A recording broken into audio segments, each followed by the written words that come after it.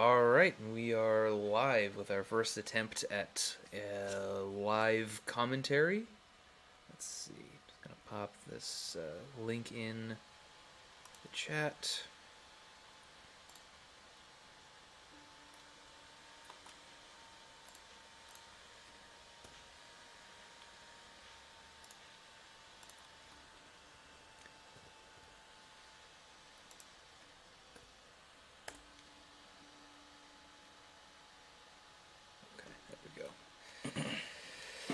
Okay.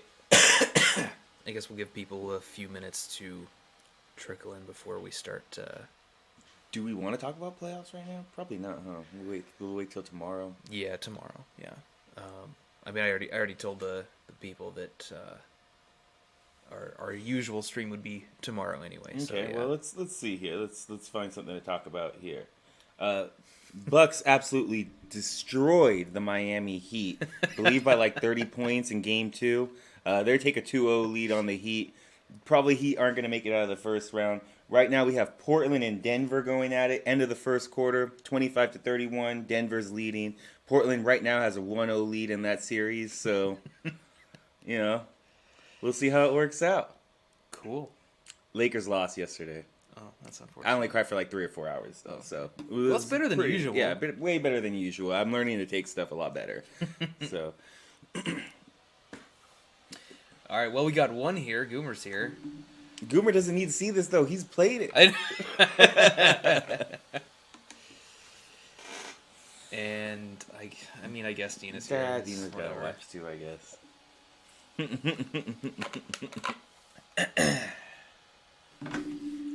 But yeah, it should be exciting. The playoff games without giving into any spoilers. That has to be Terran, right? Oh, that makes so much sense. I was about to say, who the fuck is Neopet? Yeah, no, that makes sense. Okay, well, we got 4 people here. That's good enough, right? Which NBA team is gonna win it all? But that's not the Lakers. I don't want to say the Nets. That's such a basic answer. You know what? My dark horse pick is probably the Bucks or the Jazz. Don't you dare, Hector. How dare you say you're going to listen to Skip Bayless. All right, we got people in here. Let's start. You know, he tried to say that it wasn't AD's fault yesterday. Okay. So, we're starting with team preview. Team preview here. Yes.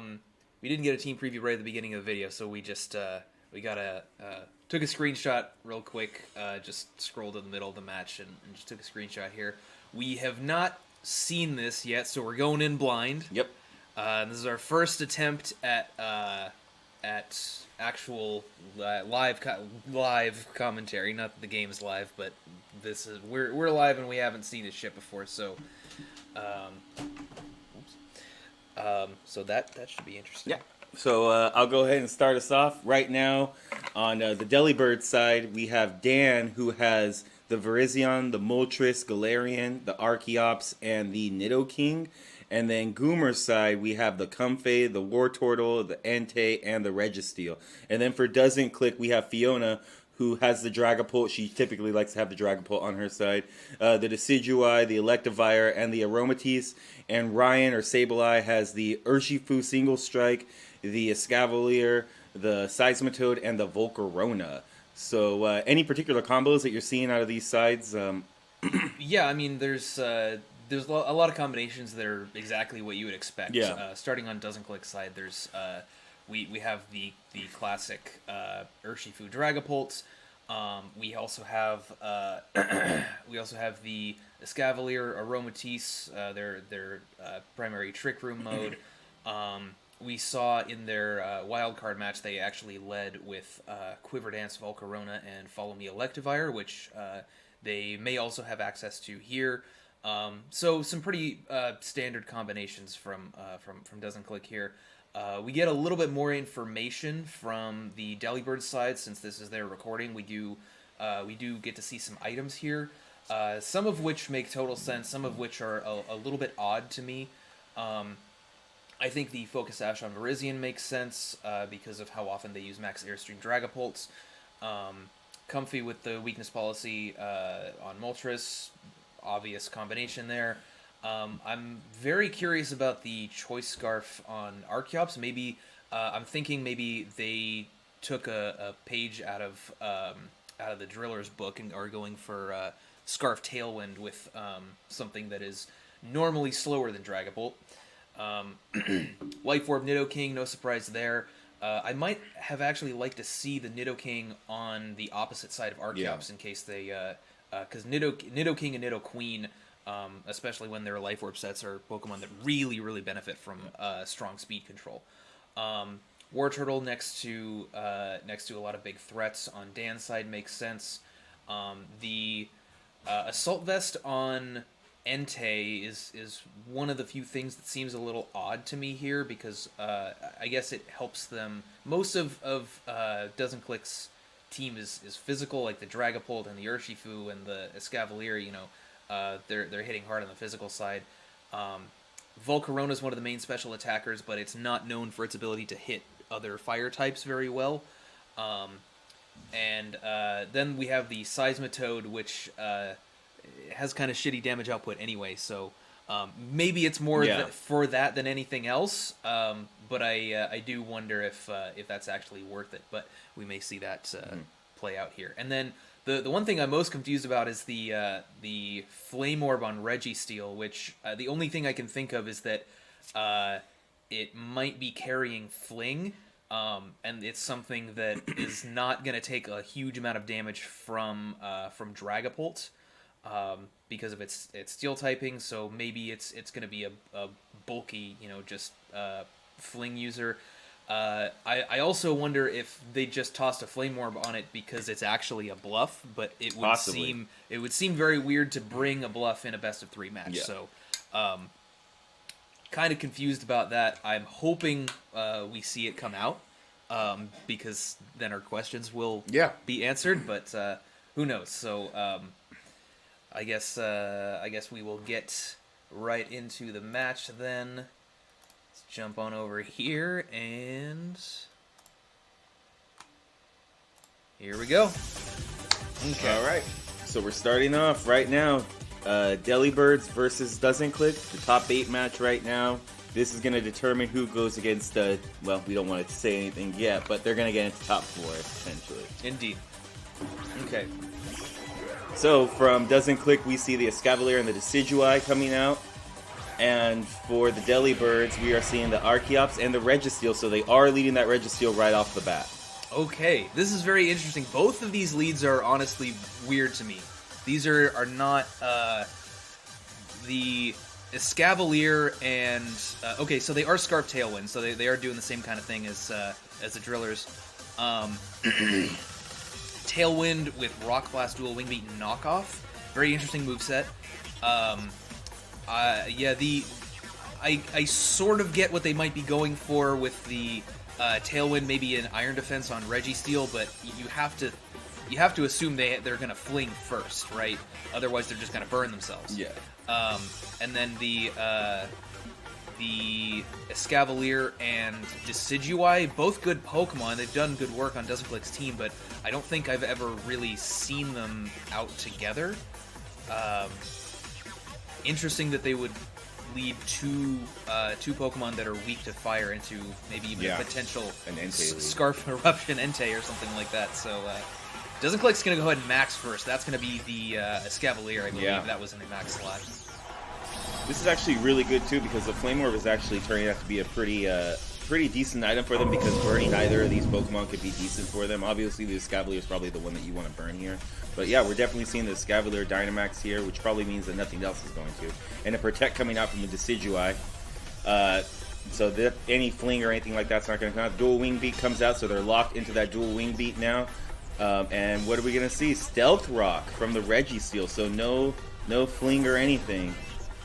So that means they are going to burn themselves. Mm-hmm. And we see it maxing up. That is also bad news for the Volcarona later in the match. Yeah, big time. So Max Knuckle is good. These are both physical attackers here. Yeah, there's the burn with the flame orb. Still very curious to see what I mean. They can still fling. It's just they can't do the usual stuff that they're accustomed to doing with Registeel. It's not going to be a max option. They're not going to be coaching next to it with Virizion when it's burned. They're not going to be going for Iron Defense Body Press. Because Body Press, despite being based on your defense, its damage is still cut in half by burn. Yeah. But yeah, that was... I think that was a decent turn from either side. I like the attack boost on both of these physical attackers.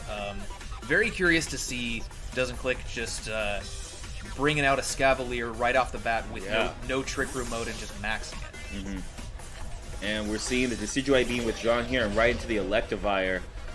And then there's the Stone Edge damage. We see Dual Wing Beat coming out from the Scarf Archeops. Decent damage, actually. That's a critical hit. All things considering that it's a resisted hit. And then there goes the Fling right onto the Escavalier here, really neutering that thing. Does the burn affect right now? Yeah. Wow. And here comes the Steel Spike. I think I like, but ooh, and it still KOs. Is that a crit? No, not even. I mean, it's at +1, but still. Oh, that's right. Yeah, no, that makes sense. Archeops is not the bulkiest thing in the world. So, I like the turn from both ends here. There is that the Fling Flame Orb was great. Just neuters the Dynamax right off the bat. Oh, we see Virizion does actually have coaching. Interesting. That's probably more for the Entei. I think we also saw Seismic Toss on the Registeel there. And we also see a mixed Moltres with Steel Wing. Seismic Toss, very good call here considering that you might get burned. You get consistent damage output that doesn't get cut down for any reason. Right. So I like burning the Escavalier a lot, especially since they're already maxed. And Escavalier's super slow, so Registeel's always going first there. But I also like the switch from Decidueye into the Electivire. You not only take the flying attack, but you're also getting redirection next to your boosting Dynamax Pokemon. And Escavalier, it might need that in this kind of situation where it's going to be moving last every turn because Trick Room's not already up. But if they had anticipated the Fling a little bit better, maybe they could have gone for a Max Guard while they switched and then protected the Escavalier from a Fling with Follow Me. But even after you see the burn, it's a little bit weird to expect a Fling. I don't know. Well, we have Helping Hand. That should offset the +1 plus the Helping Hand should offset any burn damage, so this should be essentially a neutral attack. We'll see what they decide to go for here. The Leaf Blade does go into the Electivire, doesn't knock it out, and we see a Pinch Berry actually on the Electivire. Sand Tomb coming out from the Registeel into the... Oh, and we have a Max Flutter Bee right into the Virizion. This is going to bring it down to its sash. Yeah, so the Helping Hand, definitely a good call here. Made sure that they were going to get neutral damage. I don't know if it was needed necessarily, but either way, it's a good job to make sure that if you can pick up the KO, you do pick up the KO. I think the Sand Tomb is also it's an interesting decision there. The Electivire also taken that Leaf Blade really, really well because it did get that Steel Spike boost. The Sand Tomb is a very weird move. It's not something you see much, but it's going to trap the Escavalier in, and it's going to force them to just sit here with a burned physical attacker. Yep. Okay, Virizion going for the Protect. 2 protects this turn. Nice. So we got 2 protects coming in. The Sand Tomb again going to go try to lock in that Electivire there, but they're not going to be able to do it. An Iron Head, are they going to go into the Protect? Yeah, they are. So they're not going to be able to pick up the Virizion here. Yeah, this Sand Tomb is actually, all things considered, it kind of lets you have everything out here, taking residual damage. If we didn't have a timer, this would actually be a really good strategy in general because you have Burn, you have Stealth Rocks, you have the Sand Tomb that you can get off. It's definitely a good little strategy. We'll see how it works out for them here. Yeah, this definitely has me wondering whether this game actually ends up going to time. I might have if I were playing with the Registeel on the Delibird side, I might have actually played Seismic Toss into the Electivire because 2 of them should take it out from here. Yeah. I think going for the residual damage from the Sand Tomb might just take a little bit too long. I think you might want to get more damage output here. We also saw the Virizion clicking coaching onto the Registeel, which is an interesting decision. I'm not sure. I mean, I guess maybe it helps you survive a close combat from the +1 Escavalier. Oh, okay. So we are actually seeing the Electivire going back into the Decidueye, yeah. You know, another thing that they can do as well is they do have the Comfey in the back, so that way they can make sure that they boost up this Registeel. And, ooh, they're switching it out into the Entei. Okay, that makes more sense. Makes a lot more sense. There we go. We're going to have a coaching coming into the Entei slot, bringing it to +1 attack, +1 defense.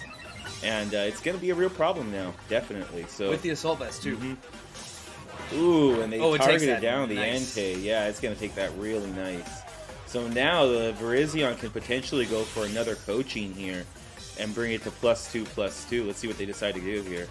Yep, I think that's probably their best decision. Yeah. It's pretty free here. Yeah, it's absolutely free because they decided to not target down that Virizion slot there. Also important to note that the Escavalier is no longer trapped because the Registeel switched out. But yeah, I mean, you got an Entei here that's about to get double coaching boost in front of 2 Fire Weak Pokemon. Yeah, the Delibirds are in an excellent position. Excellent position, and then they're on top of that, they are also probably the fastest thing on the field with the Entei, considering that the Decidueye and the Escavalier tend to be pretty slow. Yeah. And Doesn't Click tends to run them pretty bulky in the first place. And here we see Sacred Fire coming out into the Decidueye. That's going to pick up an easy KO right there. They just basically, the only chance they had to get that is either they were sashed or they missed it. And then we're going to see the Iron Head come out and finally take out this Virizion, so they can't continue to lay down coachings. I think that was a decent play from either side. I might have liked to see it protect from Decidueye, but we know that sometimes they like to run Assault Vest on it, so maybe that's what they were. Oh no, we saw protect from it already earlier in the match. Yeah, maybe a protect would have been good, but maybe they were just double attacking and assuming, okay, we're gonna lose him on here, but at least we get to get rid of the Virizion, and there's only 1 Pokemon left on that side. Well, now we're seeing the Moltres come in, and keep in mind that they have not Dynamaxed yet, so if the Moltres has a Dynamax here... The Entei does. Oh, the Entei does. Then which might be better. Yeah, might be. So, yep, the Entei looks like it's the one that's Dynamaxing. That has a chance to Dynamax here. Oh, it looks like they might just try and stall it out so they can protect, because this Entei's in a great position in general. Sacred Fire, I don't know if you want to max so that way you can, you can get rid of the Sacred Fire effects. The 50% chance to burn is pretty huge. And then if you can get some speed to boost next to that Entei, it's going to be a +2 attack, +2 defense, and possibly +1 speed. So could be something that they might want to do considering that they haven't used their Dynamax yet. We see the Protect from the Moltres and a Thunderbolt coming out.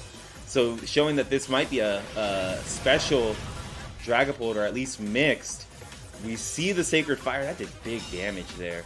And then the Iron Head going into the Moltres, into Moltres' Protect. So, interesting turn there for sure. Man, that was big damage for resisted Sacred Fire right there. I know that's at +2, but man. Yeah, I mean, I'm not too surprised by that damage output, but now they are maxing the Moltres, getting speed boosts on the Entei too. They did go for a max Airstream onto the Dragapult slot, so... I think they're just... Dragapult's going to get an attack off here, but it's hitting into a max Moltres with weakness policy, so if it wants to Thunderbolt again, it's just activating a weakness policy, and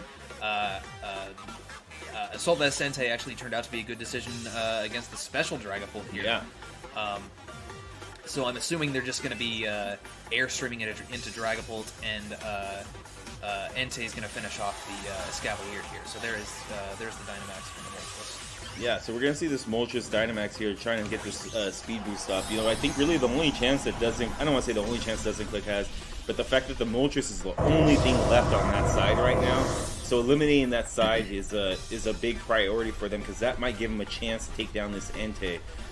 So we are going to see a Draco Meteor come out from this Dragapult, but obviously since it's Assault Vest, it's going to eat it very nicely. Oh, that's actually good damage. So, man, actually a really good job by going Assault Vest there, because that might actually have knocked out had it not been Assault Vest. It definitely would have, yeah. We also saw Life Orb on the Dragon Bolt, Yeah. so good information there. Mm-hmm. At first glance, last turn, I may have actually maxed the Entei, given that that's the thing that was boosted. Depends on the coverage, I guess, but I think a Max Flare, given the amount of damage Sacred Fire did, Max Flare probably would have just taken out Dragon Bolt. Yeah. I was thinking maybe if they had Crunch or something for Dragon Bolt, then they would be able to take it out easily that way. But you wouldn't even need it when you're at +2. But I think the Max Moltres is a good decision also, because like you said, it's the last thing on that side. So at least if you're Dynamaxing the last Pokemon on a particular side, you're making that side much more difficult to take out. You're going from 300% HP to 400 kind of. You're kind of adding an extra Pokemon to that side. So that's also a pretty good decision here. Yeah. But yeah, given that they have this boosted Entei, both their Pokemon have a speed boost. They still have 2 turns of Dynamax left, while Doesn't Click doesn't have their Dynamax at all anymore. This is just a really, really dominant position that the Delibirds are in right now. Yeah, absolutely. And we're going to see the Electivire come back out here at half health. I believe that's the only Pokemon left on that side as well. Yeah, it is. And then we're going to see the Urshifu single strike. Stealth Rock's still doing a decent amount of damage here, especially considering that we haven't seen Sash on anything yet, I don't believe, on a Doesn't Click side. So, well, even if something had Sash, we would never have seen it. Yeah. So very interesting move to go with Stealth Rocks. I know that there's a couple of teams that have considered it this season, a couple teams that brought it, but this is the first time we've actually seen it being used. We're going to see a Helping Hand come out from the Electivire here. Sucker Punch? Oh, Extreme Speed coming out. Very nice. That's going to stop any Sucker Punch from being able to come out into the Entei here. And there it is. Yep. So Extreme Speed, I believe, is 1 extra priority than Sucker Punch. Is that correct? Yeah, Sucker Punch is +1, Extreme Speed is +2. Yeah. So very good prep right there. We've only seen 2 moves out of this Entei too, which I think is a really good job by them.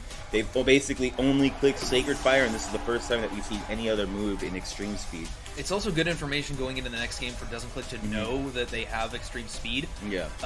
Because the Entei is most likely going to be faster than Electivire, even without an Airstream boost. So they should be able to Extreme Speed whatever's next to the Electivire and not have it be redirected. Since Extreme Speed and Follow Me are both +2. So. And this looks like it's pretty much going to wrap up the game. Absolutely, The Seismitoad doesn't have enough to take down this Moltres plus the Entei here. For sure, yeah. We'll probably just see another Extreme Speed here. Interesting that Doesn't Click didn't forfeit. Maybe they didn't know that they could. Yeah, it's not something that came up in the server when we were getting into playoffs, but it is an option. Probably would have been better to do that rather than revealing, because protecting there does reveal that you're not AV. At least you're not AV, right? Yeah. And they have used Assault Vest on their Seismitoad before, and I think if you are aware that the Decidueye is not Assault Vest, then you might think that the Seismitoad is Assault Vest instead, since they've used AV on both. So yeah, there's the Extreme Speed, probably a Citrus Berry. We're seeing the berry come out here, yep. Yeah, it looks like that's it's Citrus. And this Fiery Wrath is just going to finish it off with -1 special defense. So that was a very, very dominant game from the Delibirds there. Yeah, Ryan says he forgot that they could forfeit, so that's fair. But yeah, that was a very, very dominant win from the Delibirds there. Stealth Rock actually potentially putting in a lot of work. Depends on whether something actually had a Focus Sash or not. But yeah, absolutely. And I think one of the key things too is that we saw that the burn there on the Escavalier was able to take off a lot of pressure from from that lead in general. I wonder a little bit. Hashtag Seismitoad sucks. You're damn right. I wonder a little bit if if not protecting right there on the switch into Electivire, knowing that they had Flame Orb and going, they wouldn't have led this Flame Orb Pokemon if they didn't have some type of purpose for it, right? And going, you know what, they probably have like, what I said Trick, I said, what, does it get Trick or something? Like, I don't know, and we looked it up and we checked, it did get Fling, so yeah. I would have, if had seen that in turn 1 and seen that it got burned, I would have been like, oh, okay, something's going on here. They wouldn't have led this if they didn't have a plan. We need to protect. So, yeah, definitely a good move by them to be able to put that Flame Orb on there, neuter that side completely, and that kind of allowed them to get momentum back, and then by the time they maxed it was just over. Yeah, at the same time, it's hard to predict something that weird.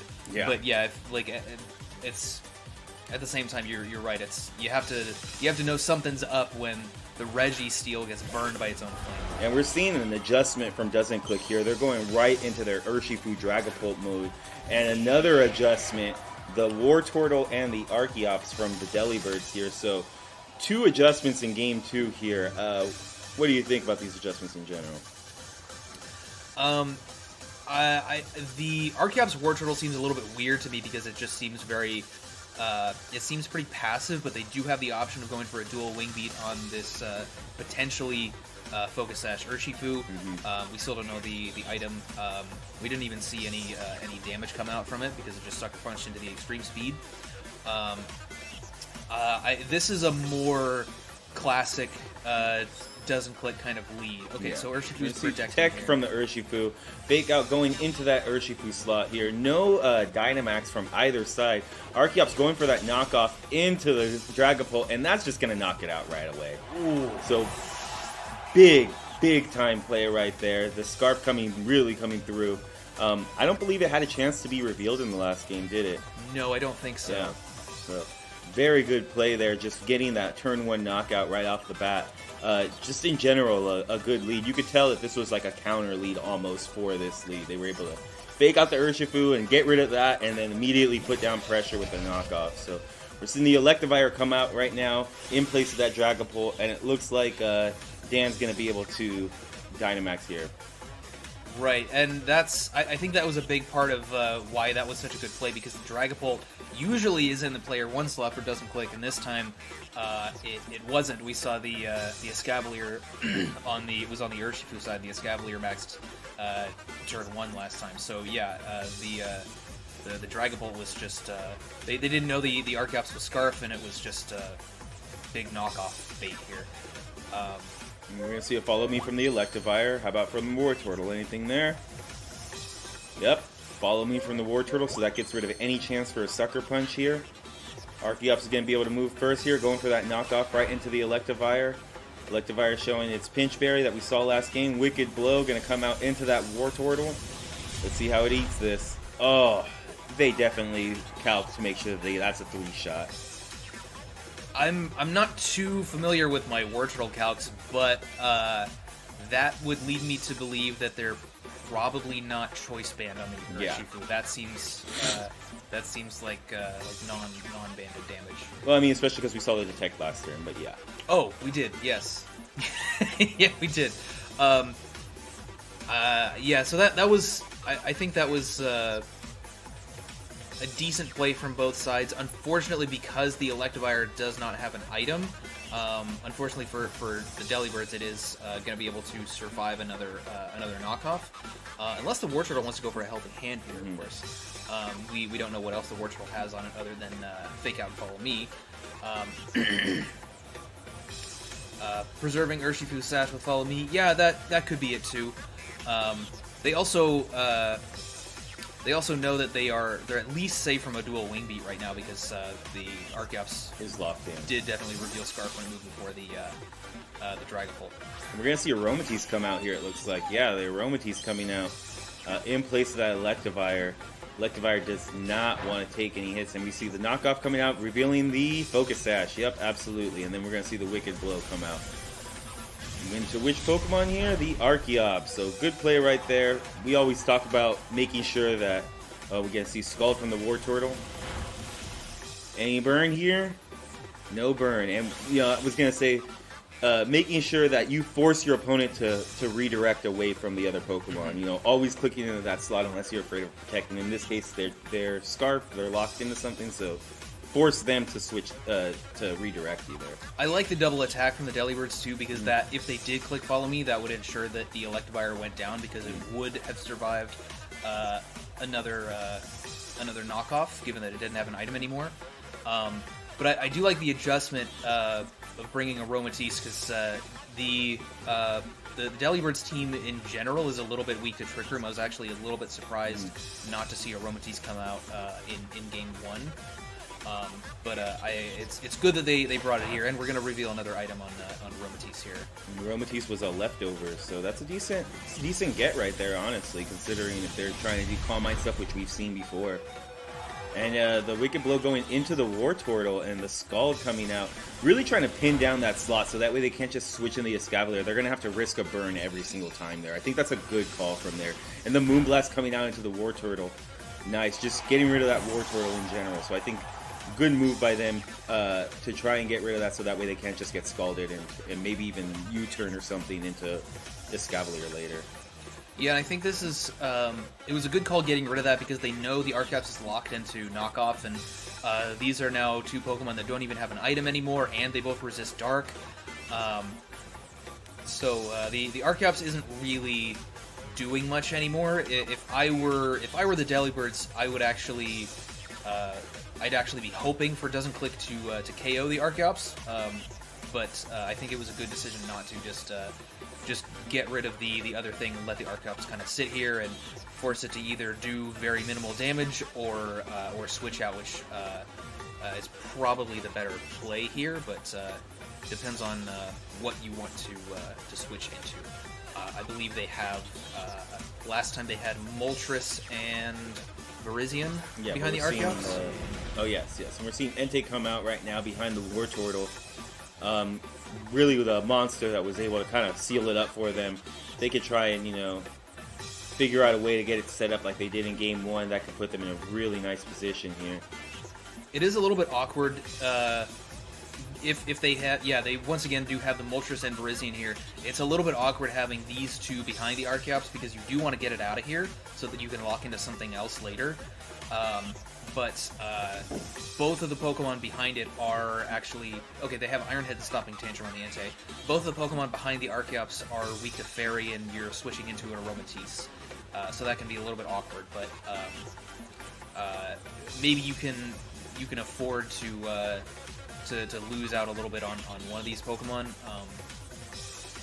I think the Virizion is probably the better play here, because you can you'll at least eat a Moonblast in case they target that slot.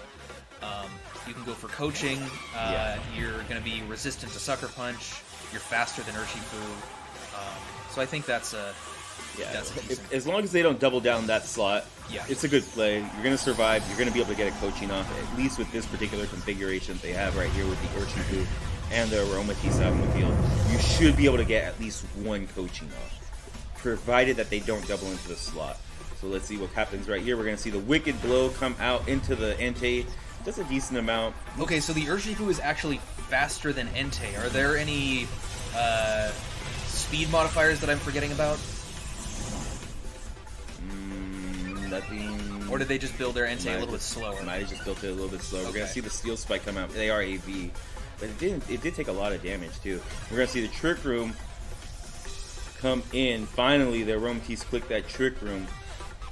That's actually a little bit awkward for the Urshifu. I think they probably assumed, all right, Urshifu is going to be slower than the Entei, but now the Entei can actually take out the Urshifu before it moves, unless Urshifu wants to go for a Sucker Punch, of course, but it's not going to do a ton of damage. This looks like probably a pretty bulky Entei. Okay, Goomer says we weren't max speed. Okay, that makes sense then. I'm assuming since the Urshifu's Focus Sash, it probably was max speed, so... okay, the Entei moved after Moltres last game too. Okay, didn't catch that. Okay, so it's a bit of a slower Entei, which actually sort of benefits them here, because the Aromatisse can't really touch Entei, and they're going to be able to move before the Urshifu and Trick Room. Although Coaching is gonna be going last. Yeah, it's not as big of a threat as it was last time. Oh, and we're gonna see the after you come out from the Aromatisse here. Probably another Wicked Blow into Entei. Mm-hmm. Yeah. Yeah, just really trying to chip that thing down here. Yeah, it's a threat. Yeah. And then we're gonna see the Max Flare come out into the Urshifu slot. That should take care of it from that range pretty easily. Gonna be able to set Sun up as well. And then we're gonna see the coaching come out and bring this thing to +1 and kind of make it a little bit more of a threat. +1/+1. Especially the Escavalier has to come in now. It's gonna be in Sun. It's already at +1 defense. Yeah. Yeah. Escavalier can come in and it can actually max this turn, but it's gonna be pretty awkward sitting in front of a +1/+1 Entei in Sun. Okay, so it's actually going to be the Seismitoad. Okay, that makes sense. Assuming they actually have Escavalier on that side again, but it would be a very awkward position for Escavalier. I wonder if they max the Seismitoad right now. In front of Virizion, when you've already seen that it has Sash, I mean, it's definitely a possibility. You can try and win the Weather War here a little bit, neuter the Entei down, and hope that what you have in the back can very easily take down the Virizion. But maxing just seems like a lot of resources to do so. Yeah, but the Entei is just such a big threat here, and Virizion, it doesn't have a very high base attack. You know that it doesn't have a damage boosting item. You're doubling your health when you Dynamax. Like a Leaf Blade won't kill a max Seismitoad, but Doesn't Click is in a really awkward position here because when it comes down to maybe maxing Seismitoad, you're they do it. Yeah, we're gonna see the Seismitoad max. Yeah. Very interesting. Not something we've seen from Doesn't Click before because, of course, as Ryan says, #Seismitoad sucks. Let's see. It's still gonna. It might actually have a difficult time KOing the Entei because it is Assault Vest, but Entei's pretty low. A Max Quake has to take it out, right? Yeah. Moonblast coming out from the Aromatisse into the Virizion slot. Does it bring it down to Sash? It looks like it's just going to be a 2-hit KO there. And we're going to see Max Ooze, actually. Okay, well, here we go. That's actually... Oh, that's kind of heartbreaking. Yep. Yeah, Seismitoad sucks. I get what they were going for there, because they were still going to be slower than the Entei with the Seismitoad next turn, so they could just get +1 Max Quake off into Entei. The survival on the Virizion there is pretty rough. I don't remember if we saw what it clicked, but there is a Leaf Blade. So that's going to be big damage there. It's actually slightly more than I thought, but yeah, at least it's surviving. And then is there one more Pokemon still on Doesn't Click's side? I don't. I believe the Dragapult went down. The Aromatisse went down. Oh no, Electivire I think is still there. So. Okay, there it is. So they can at least follow me, but I think this also might be the last turn of Trick Room. Yeah. They can follow me, but the Entei is just going to kill the. Okay, here we go. We got 2 turns of Trick Room. Two turns left. Okay. So yeah, they can follow me, but the Entei can just kill the Electivire before Virizion moves. But then again, you could also just Max Ooze into Virizion again. It's not like it has any priority or anything. Even if they protect, I feel like a +1 Max Ooze is going to take it out. Yeah. Through protect.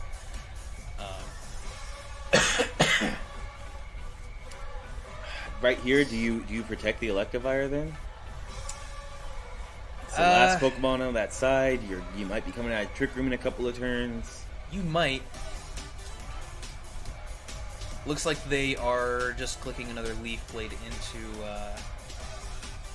the Slippy here. Yeah. That would be the best play in my opinion. Yeah. We're gonna see the Extreme Speed come out, no Protect. That's just gonna pick up a KO right onto the end, or right onto the Electivire there. That also meant they were not going for Follow Me because Trick Room is up, so Follow Me would have actually come out there. Okay, so Quake into Entei, and then the Leaf Blade's gonna finish it off. Yeah.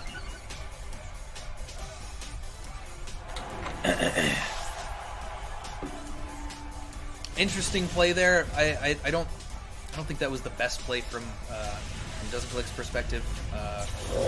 probably would have gone for another ooze into the Virizion. You take it out if it protects. You protect yourself from a big grass move. And I don't think the Entei would have been able to take out the Seismitoad from that range. Okay, so here we have. So there's nothing left on. Oh, Escavalier's the last Pokemon for Doesn't Click. Yeah.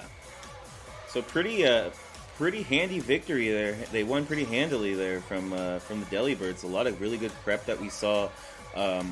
Being able to neuter their max Escavalier pretty much right off the bat was a really great move and great prep from them. And then you're also, I think, the Scarf Archeops, they knew that they were going to be able to knock out that Dragapult. I think that was a really big thing, too. So yeah.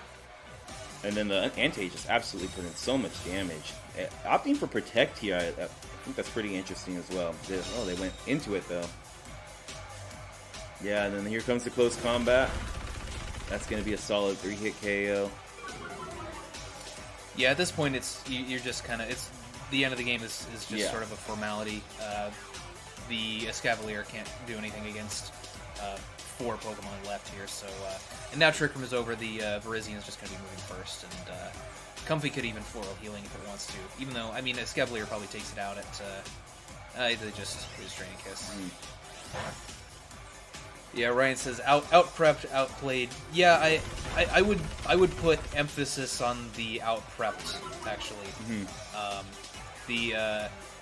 The Registeel was weird as shit, but man, did it work. Yeah, you see Babiri coming out here. I mean, that's good prep. Yeah. All of that. The Focus Sash in general, I think the coaching combo with the Entei was also something that was very well done. The AV with the Extreme Speed. Extreme Speed put in a ton of work when it needed. Yeah, so we saw a season cut short here. Doesn't Click had a really good season, but you know, this is the playoffs. We talked about it all the time. And Dan's actually saying the knockoff KO was a roll. But oh, really? Okay. I mean, either way, you know, that's part of this game, especially I think in a game 2 scenario where you're up a game, you go, let's go for the roll. If we get it, we win. If we don't, then nothing, no loss, no harm done, you know. But yeah, great season to both Ryan and Fiona. They played great. They are absolutely one of our best teams in the league. So, you know, Dan and Goomer should absolutely feel good about this win. Yeah, for sure. Yeah. They have a tough matchup next week against the undefeated, you know, team. We may as well just talk about it. The game didn't even get played. Yeah. So Team Pussy's moving on. I'm sure everybody in the chat knows that. But yeah. Team Pussy got a forfeit win against the Wailords. So yeah, it's gonna be the Delibirds versus Team Pussy on that side of the bracket. We got good matchups for top 4. So yeah, I can't wait. The playoffs have absolutely been great so far. Really disappointing that we couldn't see the Wailords versus Team Pussy stuff happens, but that was absolutely one of the ones that I was looking forward to seeing there. But yeah, great job by everybody here. Ryan and Fiona, Dan and Goomer. Just excellent games played overall. For sure. We'll get into some more of the specifics of our top 8 recap and the top 4 matchups tomorrow night. We'll be streaming our usual our top 8 wrap up. Hopefully around 6 or 7 PST. We'll keep you guys posted on that. Any final thoughts here? Thanks for the great season, Doesn't Click. Congrats to Dan and Goomer and the Delibirds for making it to top 4. Hey, their run's not over yet, so who knows what else they can do here. They're not to be slept on. They've obviously proved that they took out 2 really good teams, or a really good team to get here, and they were the 2nd seed in the first place in our division. So we know they're a good team now, constantly in the top 5. So not to be slept on. I'm sure Team Pussy knows that. But yeah, congrats definitely for getting to the top 4. Great accomplishment. For sure, yeah. Good season to Doesn't Click there, and congrats once again to the Delibirds for making it into top 4. So that's gonna do it from us, guys. We will see you once again tomorrow night for the top 8 recap.